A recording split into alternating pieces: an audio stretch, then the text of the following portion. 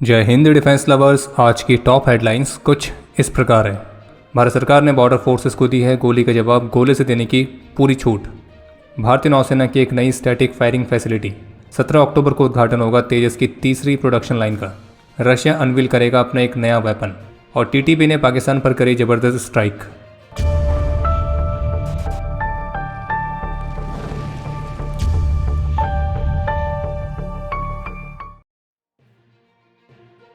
आप सभी को ध्यान होगा कि साउथ कश्मीर के कोकरनाग में एक ऑपरेशनल डिप्लॉयमेंट के हिस्से के तौर पर हमारे 2 पैराट्रूपर्स मिसिंग थे और जिनके साथ संपर्क भी टूट गया था और उनको ढूंढने के लिए एक intense search and rescue operation launch किया गया था।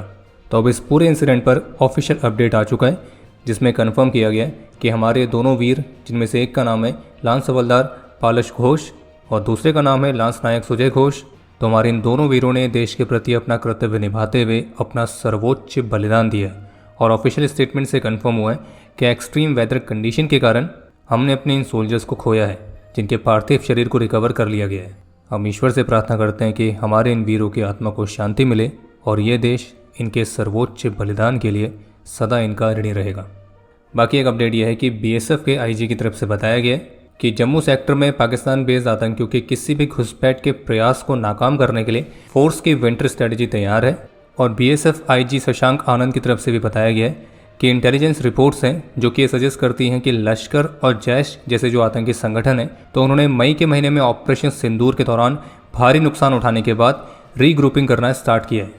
और जैसे सर्दियों का मौसम पास आ रहा है तो जम्मू सेक्टर में सबसे बड़ी चुनौती रहती है यहाँ पे फॉगी कंडीशंस, और जिससे हमारे जवान को हाईएस्ट अलर्ट पर रहना पड़ता है। बाकी बीएसएफ की विंटर स्ट्रेटजी तैयार है और बॉर्डर्स पर बीएसएफ की सतर्कता को और मजबूत किया गया है। और उनका ये भी कहना था कि बीएसएफ सिस्टर एजेंसीज के साथ कांस्टेंट टच में है और सीमा पार से आने वाली खुफिया जानकारी को भी साझा कर रही है और हम दुश्मन को करारा जवाब देने के लिए पूरी तरह से तैयार हैं। और घबराने की कोई भी ज़रूरत नहीं है क्योंकि भारतीय सेना सीमा पार होने वाली हर गतिविधि पर कड़ी नज़र रखी हुई है।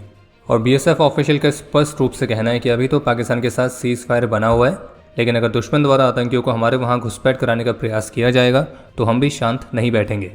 और उन्होंने ये भी बताया कि भारत सरकार ने हमें सीमा पार से गोली का जवाब गोले से देने की पूरी छूट दे रखी है और ये जो संदेश है ये सीमा की रक्षा कर रहे जवानों तक स्पष्ट रूप से पहुंच गया है।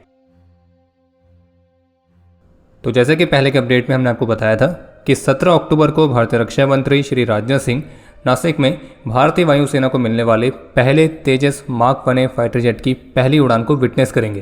तो अब इसके साथ एक अपडेट ये भी है कि इसी विजिट के दौरान भारतीय रक्षा मंत्री श्री राजनाथ सिंह नासिक में तेजस की तीसरी प्रोडक्शन लाइन का भी उद्घाटन करने वाले हैं।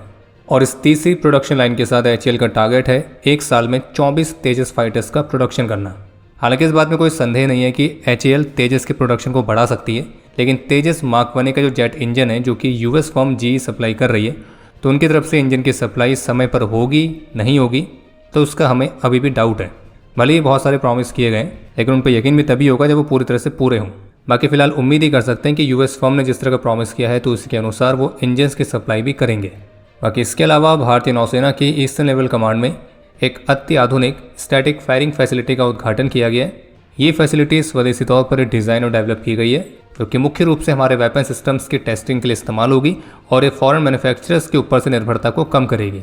और जितने भी नेवल वेपन्स हैं, चाहे मिसाइल्स हो, रॉकेट्स हो या ऐसी अन्य सिस्टम्स हो, तो इन सभी को इस फैसिलिटी में टेस्ट करके इनके जो महत्वपूर्ण परफॉर्मेंस पैरामीटर्स हैं तो उनका जो साइंटिफिक असेसमेंट है वो इस फैसिलिटी की मदद से और आसानी से हो पाएगा। और निश्चित रूप से त्रिनेत्र नाम की ये जो फैसिलिटी है ये नेवी के वेपन टेस्टिंग इंफ्रास्ट्रक्चर के लिए एक महत्वपूर्ण माइलस्टोन की तरह है। इंडियन एक्सप्रेस की तरफ से एक रिपोर्ट जारी की गई है जिसके मुताबिक भारत की सेंट्रल इंटेलिजेंस एजेंसीज ने अपनी जांच में पाया है कि जो Pakistan based operatives Indian SIM cards का इस्तेमाल कर रहे थे जो कि कथित तौर पर किसी नेपाली नागरिक के द्वारा उन पाकिस्तानी ऑपरेटिव्स को सप्लाई किए गए, तो उन्हीं इंडियन सिम कार्ड्स की मदद से पाकिस्तान बेस्ड ऑपरेटिव्स ने जम्मू कश्मीर और मथुरा में पोस्टेड कम से कम 75 इंडियन आर्मी पर्सनल को रीच आउट किया था और वो व्हाट्सएप के माध्यम से उन आर्मी पर्सनल के साथ टच में भी थे। और द इंडियन एक्सप्रेस ने एक सीनियर ऑफिशियल के हवाले से बताया है कि उन आर्मी पर्सनल की डिटेल्स को आइडेंटिफाई करने के बाद उनकी यूनिट के जो हेड्स हैं उनको इन्फॉर्म किया जा सकता है और आने वाले दिनों में उनसे पूछताछ के लिए उन्हें समन भी किया जा सकता है। और ऑफिशियल का ये भी कहना है कि फिलहाल अभी तक ऐसी कोई भी एविडेंस उनके पास नहीं है जो कि साबित करते हो कि वो पर्सनल भी किसी भी तरह की जासूसी एक्टिविटी में शामिल है। लेकिन ये जरूर बताया गया कि पाकिस्तानी ऑपरेटिव्स जो कि पाकिस्तान के अलग अलग सिटीज़ से हैं तो वो उनके साथ टच में थे। और इन सभी कनेक्शन का खुलासा भी तब हुआ है जब 28 अगस्त को लक्ष्मी नगर से प्रभात कुमार चौरसिया को गिरफ्तार किया गया था और जिसके पास से कम 16 इंडियन सिम कार्ड्स सीज किए गए थे। और उन सिम कार्ड से रिकवर किए गए डेटा का जब टेक्निकल एग्जामिनेशन किया गया तब जाके पूरा लिंक का खुलासा हुआ है। और ये प्रभात कुमार चौरसिया वही नेपाली नागरिक है जिसने ये सिम कार्ड उन पाकिस्तानी बेस्ड ऑपरेटिव्स को प्रोवाइड करवाए हैं। 9 अक्टूबर की रात को जो पाकिस्तान के नंबर 1 एयरफोर्स ने काबुल में एक फील्ड एयर स्ट्राइक करी थी जिसमें उनका टारगेट था टीटीपी के लीडर जिनको पाकिस्तान एलिमिनेट नहीं कर पाया। और फिर उसके बाद टीटीपी ने भी पाकिस्तान से बदला लेने की बात कही थी। तो अब लेटेस्ट अपडेट यह है कि टीटीपी ने पाकिस्तान में पुलिस ट्रेनिंग सेंटर पर हमला किया है जिससे पाकिस्तान के 7 सोल्जर्स की जान गई है और जबकि 13 अन्य घायल हुए हैं। और जैसे कि आप सभी जानते हैं कि पाकिस्तान की पुरानी आदत है अपनी कैजुअलिटीज़ को छुपाने की, तो उन कैजुअलिटीज़ को लेकर पाकिस्तान का जो भी ऑफिशियल आंकड़ा सामने आएगा चाहे वो 7 हो या 7 से ज़्यादा हो तो आप समझ जाना कि पाकिस्तान ने जो नंबर दिया है तो उसके कंपैरिजन में जो एक्चुअल कैजुअलिटी है वो उससे कहीं ज़्यादा है। बाकी पाकिस्तान की जो भी वर्तमान स्थिति हो रखी है तो उसके लिए सिर्फ और सिर्फ पाकिस्तान ही जिम्मेदार है। और वैसे भी आपने लाइन सुनी होगी कि बोए पेड़ बबूल का तो आम कहाँ से हुए। खैर ये हमारे निकम्मे पड़ोसियों को समझ में नहीं आएगा। बाकी इसके अलावा कल जब भारतीय वायुसेना की female fighter pilot squadron leader Shivangi Singh की ऑफिशियल पिक्चर सामने आई थी जिसने पाकिस्तान के प्रोपेगेंडा को एक्सपोज कर दिया था। हालांकि वो पहले ही एक्सपोज हो गया था लेकिन पाकिस्तान की जाहिल जनता है उनके लिए वो अभी तक एक्सपोज नहीं हुआ था क्योंकि पाकिस्तान की जाहिल जनता यही मान के बैठी थी कि स्क्वाड्रन लीडर शिवांगी सिंह पाकिस्तान की कस्टडी में है। पर यह भी तय था कि पाकिस्तान की जाहिल जनता है जिनका दिमाग घुटनों में या फिर घुटनों से थोड़ा सा ऊपर ही रहता है तो वो इसको भी नहीं मानने वाले थे और अपनी जाहिल जनता का जाहिलपना बरकरार रहे तो उसके लिए पाकिस्तान की प्रोपेगेंडा विंग एक्टिव हुई और उन्होंने सोशल मीडिया पर जैसे पोस्ट करने शुरू किए कि जो pictures squadron leader Shivangi Singh के सामने आई हैं उसे भारतीय वायुसेना ने एडिट किया है, यानी कि वो रियल पिक्चर्स नहीं है। और फिर उससे रिलेटेड कुछ फेक एडिट की गई पोस्ट सोशल मीडिया पर रन की जाने लगी। तो आपको स्पष्ट कर दें कि इस तरह की फर्जी पोस्टों से सावधान रहे, ये पूरी तरह से फर्जी पोस्ट है। बाकी हमें पूरी उम्मीद है कि इस तरह के फर्जी प्रोपेगेंडा में हमारे निकम्मे पड़ोसियों की जाहिल जनता ही फंसेगी और कोई नहीं। जिनका दिमाग कहाँ पर है वो हम आपको बता चुके हैं। रशियन प्रेसिडेंट व्लादिमीर पुतिन की स्टेटमेंट के मुताबिक रशिया बेहद ही जल्द अपने एक नए वेपन को अनवील करेगा, एक ऐसा वेपन जिसे आज से पहले दुनिया ने नहीं देखा है। और इस नए वेपन को रशिया के एक वास्ट न्यूक्लियर आर्सेनल के लिए डेवलप और टेस्ट किया जा रहा है। और वैसे आपको क्या लगता है कि रशिया के नया वेपन किस तरह का हो सकता है? तो अपने विचार कमेंट सेक्शन में आप शेयर कर सकते हैं। और रशियन प्रेसिडेंट का ये भी कहना है कि अगर अमेरिका भी ऐसा करने को तैयार है तो वो फरवरी में समाप्त होने वाली न्यू स्टार्ट ट्रीटी में निर्धारित लिमिटेड न्यूक्लियर वॉरहेड के आर्सेनल को अपनी इच्छा से बढ़ाने को तैयार है।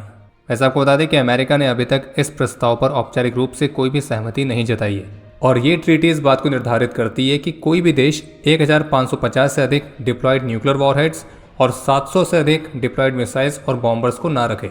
और ये जो ट्रीटी है ये फरवरी में एक्सपायर होने वाली है। बाकी रशिया ने स्पष्ट रूप से संकेत दिए हैं कि वो न्यू जनरेशन के न्यूक्लियर वेपन्स को डेवलप और टेस्ट करना जारी रखेंगे। वैसे न्यूक्लियर वेपन से याद आया, यूएस प्रेसिडेंट डोनाल्ड ट्रंप को नोबेल पीस प्राइज़ तो नहीं मिला, लेकिन अब उनकी जो लेटेस्ट पोस्ट देखने को मिली है उसको देखकर तो यही लग रहा है कि अब यूएस प्रेसिडेंट चाइना की पीस को डिस्टर्ब करने के लिए तैयार है। और अब समय है आज के इतिहास का। आज के दिन 2021 में जम्मू कश्मीर में एक ऑपरेशन के दौरान अपने अदम्य साहस और वीरता का परिचय देते हुए नायब सूबेदार जसविंदर सिंह, नायक मनदीप सिंह, सिपाही गजन सिंह, सिपाही वैशाख एच और सिपाही सरस सिंह ने अपना सर्वोच्च बलिदान दिया था। आज के दिन 2019 में जम्मू कश्मीर में ही देश के प्रति अपना कर्तव्य निभाते हुए नायक सुभाष थापा वीर गति को प्राप्त हुए थे। आज के दिन 1987 में ऑपरेशन पवन के दौरान नायक गंगाराम, नायक बाबूलाल, नायक लक्ष्मी सिंह, नायक उमेश पांडे, नायक मनोहर सिंह राठौर और पैराट्रूपर मनुआ कुजूर वीर गति को प्राप्त हुए थे। आज के दिन 2017 में जम्मू कश्मीर में एक ऑपरेशन के दौरान सार्जेंट के मिलन किशोर और कॉर्पोरल नीलेश कुमार नायन ने अपना सर्वोच्च बलिदान दिया था और हमारे इन दोनों वीरों को मरणोपरांत शौर्य चक्र से सम्मानित किया गया। आज के दिन 1965 में अपने अदम्य साहस और वीरता का परिचय देते हुए सूबेदार नंद किशोर वीर गति को प्राप्त हुए थे और इन्हें मरणोपरांत वीर चक्र से सम्मानित किया गया।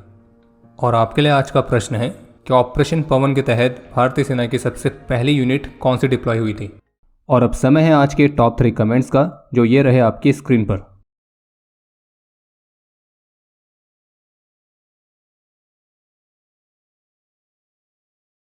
उम्मीद है आपको आज का एपिसोड पसंद आया होगा।